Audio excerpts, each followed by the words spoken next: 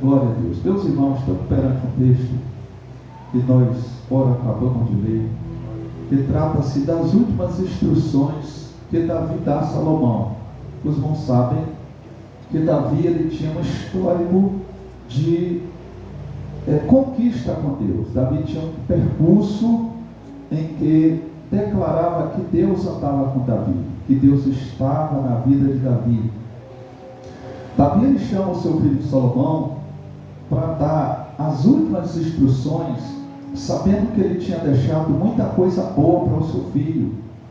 Deixou muito ouro, muita prata, o reino unificado de Israel, as tribos a seu serviço. Foi o tempo que o reino mais prosperou. Mas Davi, pelo conhecimento que ele tinha de Deus, ele sabia que ia chegar momento na vida do seu filho que o dinheiro, a fama, a coroa, o reinado, os seus amigos, o seu prestígio não iria resolver. A experiência de Davi com Deus leva Davi a trazer suas últimas palavras para o seu filho, para que ele não se iludisse. Quanto de nós conceituamos felicidade? Nós conceituamos uma vida bem-sucedida quando a gente pensa em ganhar uma quantidade de dinheiro boa. A gente pensa até que já todos os nossos problemas estão resolvidos, se agora eu conquistasse uma boa soma de dinheiro. Davi aqui instrui ao seu filho que o caminho para ser bem sucedido, para vencer todo e qualquer obstáculo, para chegar no lugar mais precioso que Deus quer do homem, é conhecer ao Senhor. E tu, meu filho Salomão, conhece o Deus de teu pai. Olha que instrução. Um rei que estava jubilando, entregando o centro, passando o centro para o seu filho, para ele governar. Por certo, passou leis, instruções, estatutos, mas ele diz, deixa registrado que ele diz: conhece o Deus do teu pai. Tu vai ter dinheiro, tu vai ter um exército à tua disposição, tu vai ter fama, mas vai ter momento na tua vida que o teu exército, o teu dinheiro, o teu prestígio, nada vai resolver. Mas se você conhecer a Deus, essa é uma carta que tu vai andar com ela na manga, me perdoe a expressão, porque no momento que tudo isso falhar, ainda não acabou. Existe um recurso maior guardado para aqueles que conhecem a Deus. E ele dá esse tesouro de conhecimento ao seu filho Salomão. E ele diz: serve com o coração perfeito e com a alma voluntária. Querido, para eu servir a Deus, eu preciso conhecer ao Senhor. Servir a Deus religiosamente às vezes aborrece a Deus. É bom que todo crente entenda: servir ao Senhor religiosamente às vezes é colocar água no cesto. Eu estou fazendo, mas não está chegando diante de Deus. Eu estou me esforçando tanto, mas não é pelas vias que Deus quer que sirvamos. E ele instrui para que Salomão não trabalhasse de balde, não servisse a Deus de balde. Ele diz: conhece o Deus de teu pai. Procura se aproximar de Deus, procura conhecer a Deus e serve a Ele com um coração perfeito. Essa palavra me intriga. Um coração perfeito. O que é um coração perfeito perante Deus? Para que nós achamos, nós pensamos às vezes que um coração perfeito é a pessoa que nunca peca. Não é isso não. Nós achamos que é a pessoa que nunca erra na vida. Não existe ninguém assim. Senão a Bíblia está mentindo. A Bíblia diz que não há homem que não peque. João, sabendo que não deveriam de pecar, João disse: filhinho, não pequei, mas se pecar, não é assim? João depois escreve: aqueles que nascem de Deus não vivem habitualmente no pecado. Tudo isso dá um demonstrativo que nós pecamos. Então, ser perfeito diante de Deus, o primeiro ponto para ser perfeito é reconhecer os seus atos. O reconhecimento de que pecamos é um dos primeiros requisitos para sermos perfeitos perante Deus. E não basta reconhecer o que pecamos ou o que fazemos, reconhecer o nosso estado naquele momento que pecamos. O pecado não é só uma ação, o pecado também é um estado. estado, existe o estado pecaminoso do homem, que é pior do que o pecado. Porque o pecado é uma coisa que você caiu, pecou, mas o estado é você se manter num estado pecaminoso. É mais difícil do que o próprio ato cometido. E Salomão, Davi começa a instruir ao seu filho que ele tivesse um coração perfeito. Um coração perfeito para Deus não é aquele que não peca, não é aquele que peca, mas logo ele se arrepende. Isso é perfeição para Deus. Perfeição para Deus é a pessoa que peca, mas logo se arrepende. E o que é arrependimento para Deus? Eu peco agora, daqui a pouco eu estou pecando de novo, já que tem essa oportunidade. Não é isso não. O conceito de Deus de arrependimento é mudança de atitude. Então, para Deus, porque se Deus chama Davi segundo o seu coração, homem do coração perfeito, mas Davi pecou. Mas como é que Deus olha para Davi? O requisito que Deus precisava, o que Deus queria para reparar o dano ou o pecado, ou os pecados cometidos de Davi, foi justamente o arrependimento. E quando Davi ele se arrepende perante Deus, Deus não vê Davi como um homem perfeito, um homem do coração perfeito. Coração perfeito é você se irar, mas não pecar. Coração perfeito para Deus é isso. Se Deus exigisse de mim um coração perfeito, segundo o seu conceito ou o meu, nós estávamos perdidos. Mas ser perfeito, Deus chegou para Abraão e disse assim: Abraão, ser perfeito e anda na minha presença. Mas Abraão, todo errado, fazendo.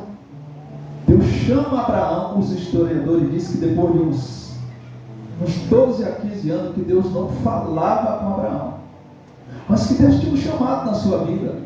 E Deus chama Abraão naquele dia e diz: Abraão, ser perfeito e anda na minha presença. Mas o que era ser perfeito para Deus?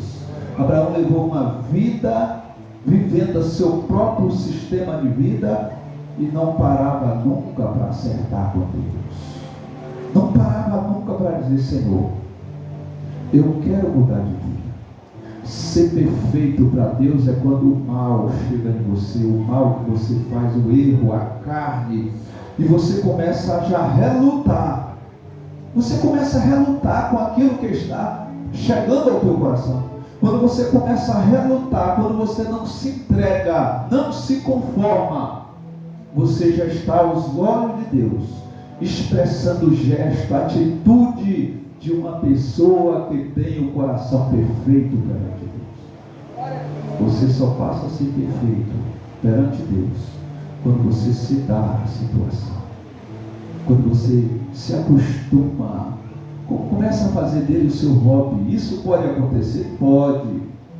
Quando Davi instrui a Salomão aqui a ele conhecer a Deus, não apenas para conhecer as suas fraquezas, mas conhecer a grandeza de Deus.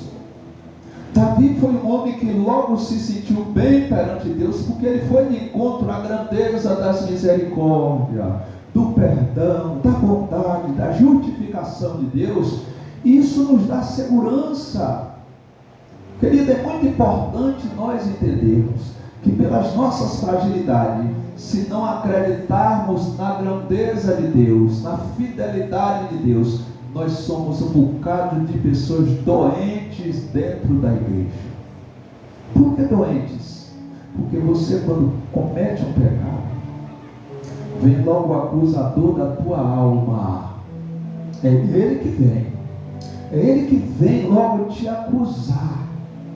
É neste momento que muitos crentes começam a sofrer, começam a viver com a alma arranhada, uma alma machucada, uma alma infeliz, uma alma que não tem contentamento, porque aquela pessoa não tem segurança para nada.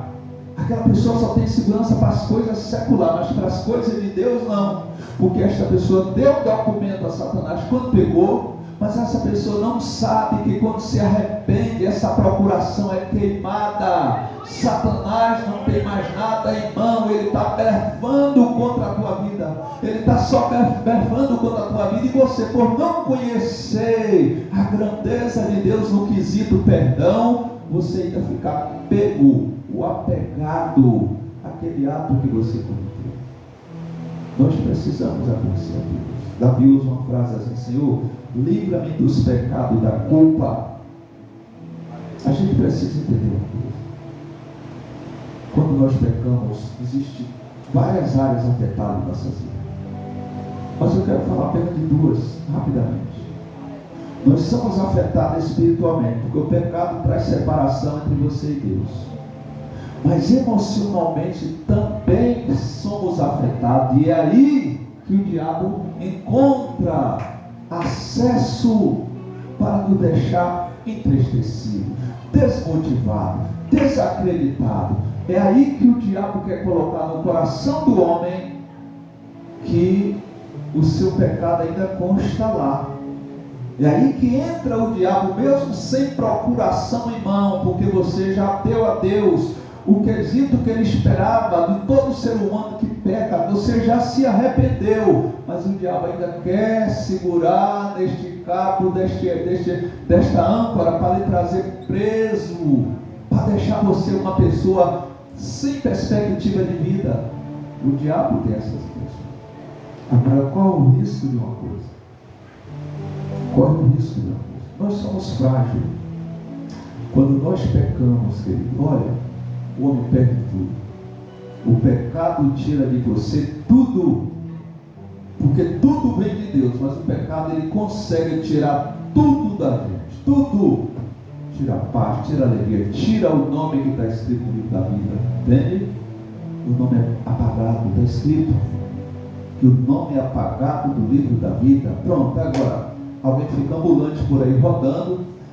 Nesse período tem um divisor de água para mim e para você. O divisor de água é: se voltarmos para Deus, nos arrepender, os primeiros sinais que o Espírito começar dizendo: não faça isso, você é um servo de Deus, você é uma serva de Deus. Os primeiros sinais que o Espírito Santo começa a tentar nos convencer do nosso caminho, quando a gente ouve a voz do Espírito e a gente se derrama, se entrega, se arrepende.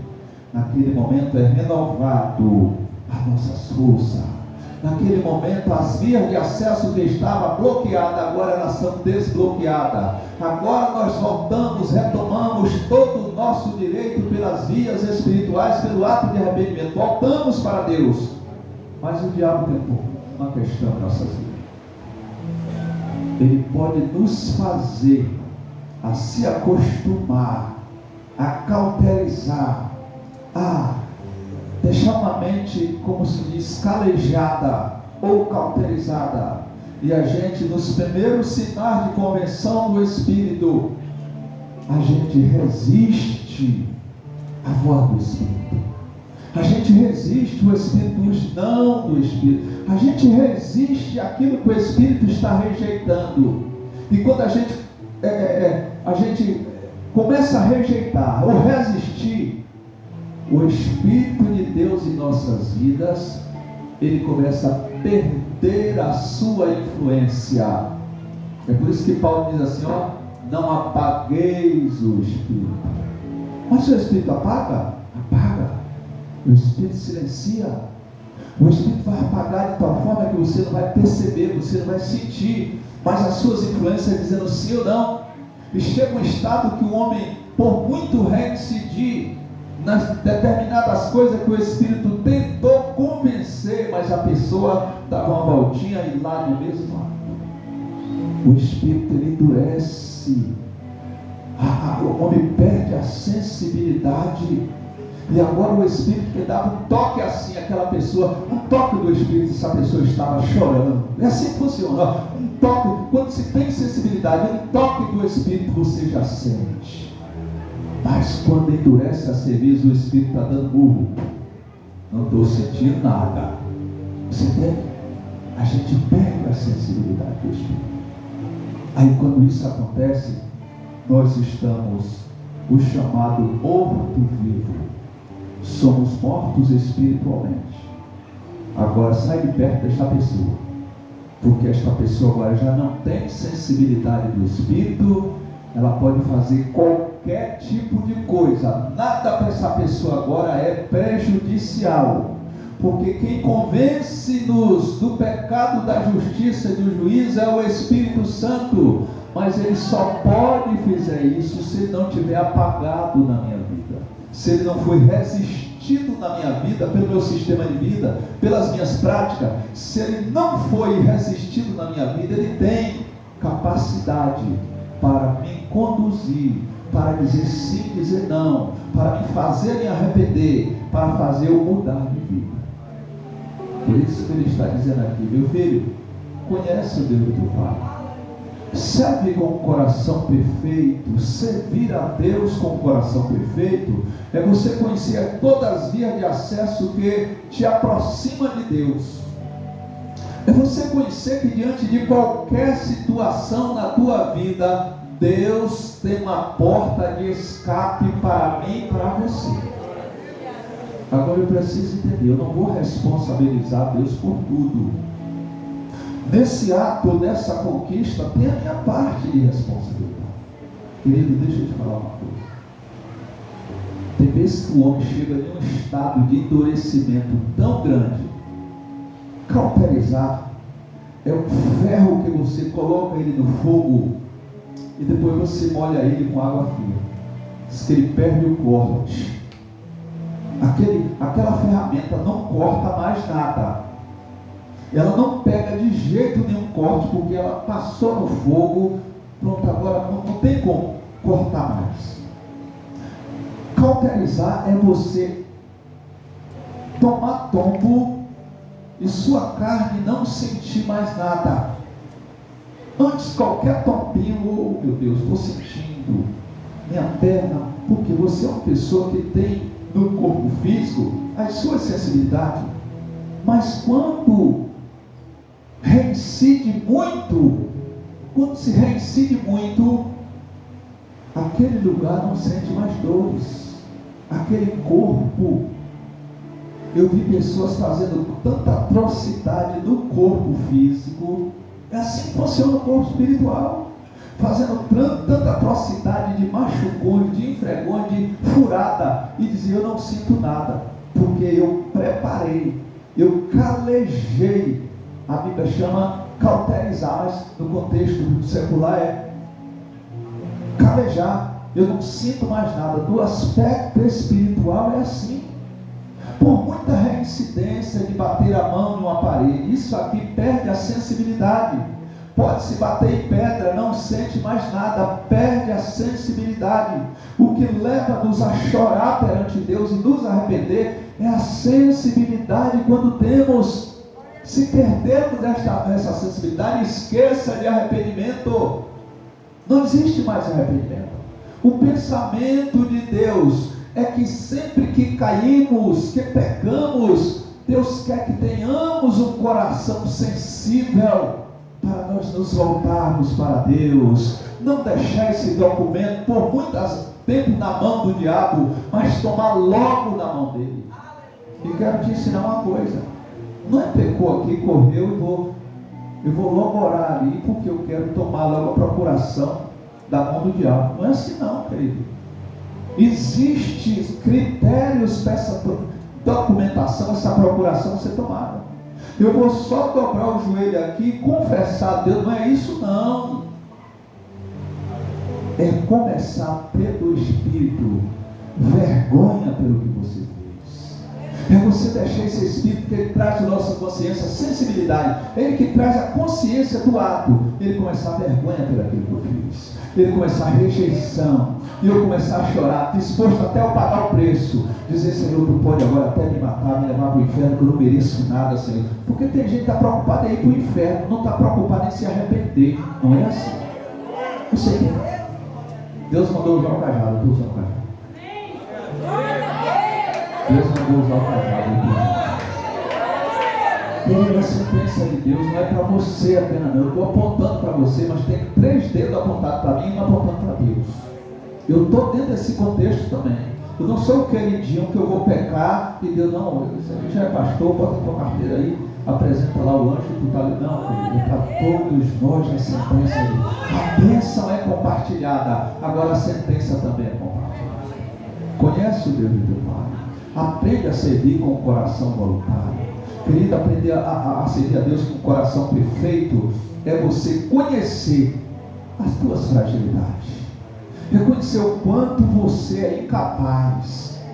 É saber que você está de pé por causa da bondade de Deus. É saber que tem momento na tua vida, se tu caminhar muito até o funil, tu não vai poder voltar. Já vi pessoas chegar aqui e chorar. Pastor, eu quero voltar, eu quero tanto. Eu tenho tanta saudade quando eu estava na igreja cantando. Pastor, sabe como eu vou falar? Eu era feliz e não sabia. Eu digo, eu posso ajudar? Eu posso ajudar, resolver não. Eu posso ajudar, resolver não. Eu vou orar por ti, mas a chave está naquela pessoa. É importante todos nós entendermos que pelo ato do endurecimento, o apóstolo Paulo diz que nenhum de vocês seja enganado, endurecido pelo engano do pecado. De outra expressão, ele diz assim: o homem que por muitas vezes é repreendido, escute, ele endurece a cerviz, ele vai ser quebrantado sem que haja cura. Olha que coisa forte. O homem que por muitas vezes é repreendido, ele vai endurecer a cerviz. Sabe o que é endurecer? Cauterizar. Essa besteira o pastor está falando, rapaz. Eu conheço, eu sei, eu leio. Querido, não está se falando aqui de capacidade intelectual. Não. O pecado é uma miséria. O pecado tira de você tudo. O pecado, ele consegue até atingir a nossa afeição natural. Tem pessoa que você olha para a face da pessoa, você sabe que a pessoa está embaraçada. É assim mesmo. Olha para a face da pessoa, você está vendo que a pessoa está embaraçada. E Deus, porque nos ama, traz uma palavra como essa para a gente saber. O pecado tira tudo da gente. Deus, irmão, ele é bom em perdoar. Agora Deus, ele não perdoa se não trouxer o requisito que ele quer: arrependimento. E outra coisa, nem sempre choro é arrependimento. Você sabe disso. O camarada ali orou, chorou, e até um pouquinho de lágrimas nos olhos, mas não é isso não, querido, vai ser julgado. Eu não posso te julgar. Não pense aqui que qualquer pessoa, mas fulano orou ali, chorou, tá vendo? Não vá por aí, é o julgamento divino. Diz que Esaú chorou, mas não se achou arrependimento nas suas lágrimas. Você entende? Ninguém pense que é uma coisa. Eu estou dizendo aqui, olha, essa introdução foi boa. Tu tem um pouquinho de vida espiritual aí, guarda o que tem. Se o inimigo está lutando para você ser uma pessoa que acha que pode ficar dentro da igreja e viver de qualquer maneira, o inimigo já te enganou um bom tempo. Querido, nós estamos em um percurso para Canaã. E até lá dá tempo de dar um grito de alerta. E não é assim, deu um grito de alerta, fulano vai despertar. Existe coisa em nossas vidas, irmão, que a gente precisa parar um pouco. Não é vir para um culto aqui, ouvir uma palavra, é você chegar em casa determinado. Sabe o que é? Vou entrar em uma campanha de jejum e oração agora pela minha vida. Eu preciso me arrepender do que eu fiz. Eu preciso me arrepender do meu comportamento. Entrar numa campanha de oração. Você e Deus, Jesus, eu só vou agora, se eu parar esta campanha de jejum e oração, quando eu sentir que de fato eu me arrependi. Senhor, enquanto eu não sentir que o Espírito Santo está comandando a minha vida de novo, eu não vou parar esta campanha de jejum e oração. Aleluia. Oh Deus, querido Deus, tem um amor muito grande pelas nossas vidas. Deus tem um amor muito grande pelas nossas vidas. Não é apenas a gente um momentinho assim, eu vou. Não. Deus quer que nós entendamos que as vias de acesso a Ele, para conhecer, para servir, é o modo dele. Não é o modelo da minha religião, não é como eu acho, é como a palavra de Deus, mãe. E eu aqui faço questão de estar ensinando a palavra de Deus e não estar mostrando o que eu acho, mas a palavra diz isso. Alguém chorou, mas Deus olhou e disse: chorou, mas eu não vi arrependimento. O homem chega a um estágio que não tem mais jeito para este homem. É bom todo mundo saber que nós temos uma chave. Você entende? Nós temos uma chave chamada livre-arbítrio. E essa chave ela está ligada ao meu endurecimento.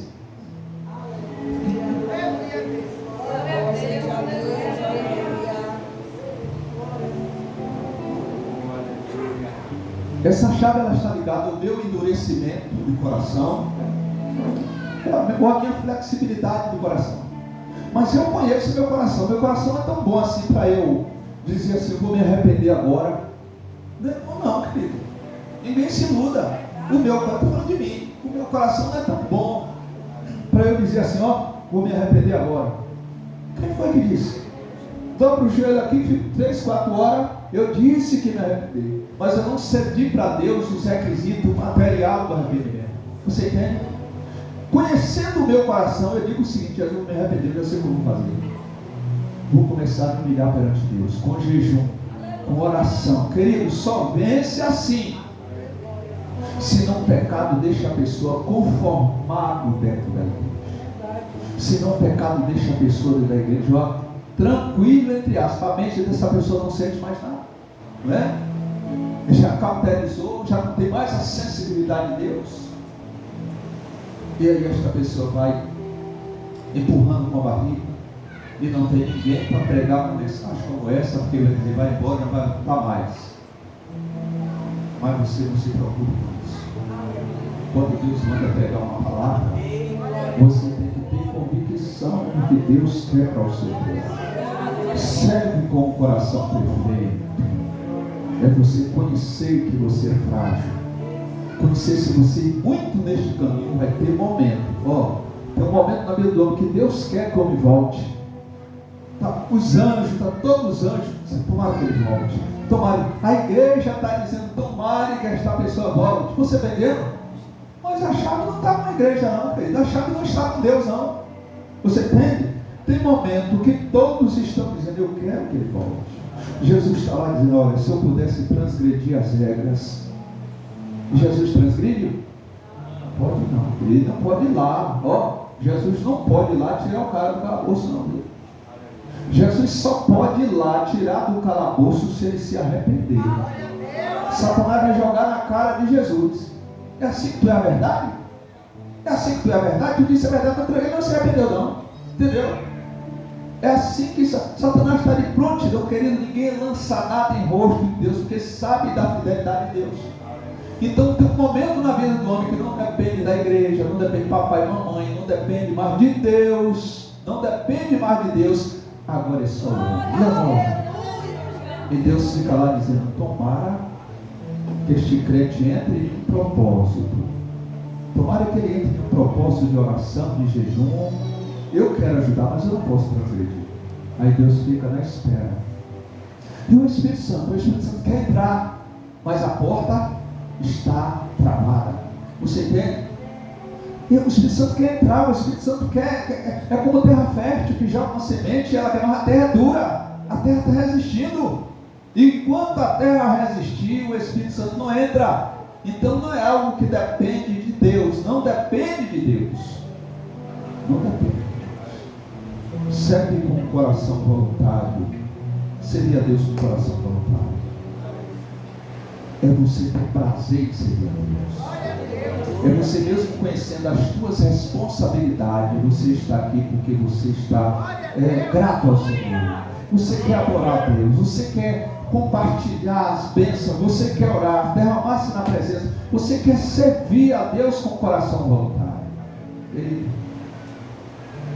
Nós hoje convidamos muitos crentes para ter responsabilidade com a igreja local. Mas seria muito bom se essa página chamada responsabilidade, ela fosse trocada por voluntariedade. Seja voluntário. A melhor coisa, a melhor oferta de você servir a Deus, quer seja no dízimo, na oferta, no cantar, no pregar, no tocar, seja algo voluntário. Agora, muita gente se aproveita da grandeza da voluntariedade para servir a Deus quando quer, quando pode, se der tempo, se dá. Tudo está em primeiro lugar. Agora Deus se der, Deus não se agrada disso. Deus não serve. Mas eu tenho que estar na igreja todo dia? Não, rapaz, tu tem mulher, tu tem filho, tu tem casa de aluguel para pagar, água, luz, não é isso não. Eu quero apenas que o povo de Deus entenda que sua vida espiritual, ela como se diz, prioridade. Tua vida espiritual é prioridade. Nunca diga, eu tenho isso, conquistei, tal. E a vida espiritual, que adianta eu ganhar o mundo inteiro e tu já? Para que adianta, pelo amor de Deus? Mas querido, no dia que eu pegar o contrário, eu vou entregar o meu cajado, porque eu não quero ficar na igreja incentivando essas coisas. Eu vou sempre ter este perfil. Jesus é prioritário em nossa vida. E para Jesus ser prioridade, não precisa estar na igreja todo dia, não. Eu sei disso. Não precisa eu estar nos trabalhos da casa. Querido, olha, como crente, ontem foi uma lição muito importante, como crentes não tivemos, que eu não vou até considerar. Mas ele fala sobre a sutileza, nós estamos falando sobre sutileza, né? Concluiu ontem. A última sutileza, ele disse, você tem que ter compromisso com a Bíblia, né? Compromisso com Cristo, com a Bíblia, construído com a igreja local, cheio do Espírito Santo. Tem mais alguma? Comprometimento, quatro, foi só 4. Obrigado, irmão. E a gente começa a ver que para vencer a sutileza de Satanás, tem que ter esses comprometimentos. Comprometimento com a Bíblia, comprometimento com a congregação local. Querido, esse momento que nós estamos aqui, nós estamos ouvindo uma palavra de Deus sem heresia, sem mistura, né? Ainda que chegue no ego de alguém falar de encontro, não me preocupo, vou ensinar assim, não é? Ainda que alguém disse, o meu sistema de vida é esse, eu digo, mas a Bíblia é esse aqui, né? Deus me chamou, querido, entenda uma coisa, você pode ser até mais intelectual, porque eu vou dizer sim, mas Deus me chamou com uma missão, e a minha missão é te ensinar esta palavra sem interesse. Eu podia estar te pregando uma mensagem aqui para você dizimar, para você ofertar, ou qualquer outra coisa, mas a mensagem que Deus me impeliu para eu pregar, eu tenho que prestar conta a Deus. Eu vou ter que prestar conta a Deus. E isso a gente faz quando o Espírito nos concede. E ele conclui dizendo assim: serve com o coração perfeito e com a alma voluntária. Olha o que ele diz aqui, ó. Se o buscardes, serás achado de ti. Porém, se o deixardes, rejeitar-te-á para sempre. Está ouvindo, irmão? Se busca Deus, acha. Mas deixa Deus, é rejeitado. Isso é princípio. Princípio que não pode ser revogado. Se eu busco a Deus, eu não posso ir para a igreja hoje. Tira teu período de oração em casa. Você entende? Tá? Mas não posso ir para a igreja hoje. Tira o teu período de oração em casa, né?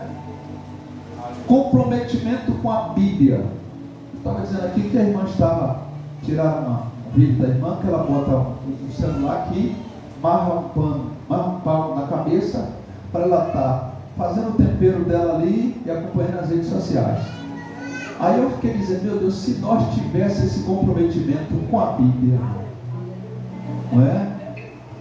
Por isso que muitos de nós não percebemos a sutileza do diabo. Ninguém pense que o diabo é burro, não, o diabo é inteligente. E essa nova geração está fácil de enganar um bocado de gente, porque as pessoas não se dedicam nas ferramentas, nas armas, para vencer o diabo, né? Digo para os irmãos aqui, se nós perguntássemos o que é que você não sai de casa para levar nunca, a Bíblia ou o celular, 98% vai ter o celular, né? Quem é que você dá mais atenção em casa, a Bíblia ou o celular? Quem é que você olha mais a Bíblia é o celular? O celular está olhando para a Bíblia de 90, 100 por 1. Tudo isso deixa uma igreja fraca, né? Tudo isso deixa uma igreja fraca. E quando o pastor pregar uma mensagem dessa, algum vai dizer, eu vou arrumar minha sacolinha, vou congregar em outro lugar, porque ali não dá para mim não. Aí eu vou usar as palavras de Jesus. Você também não quer ir com ele não? Jesus fez assim, na hora que Pedro disse, é dura esta palavra, né? E Jesus disse, vai que não quer ir com ele não. Ele disse, para onde iremos nós? Só tu tem palavra na vida.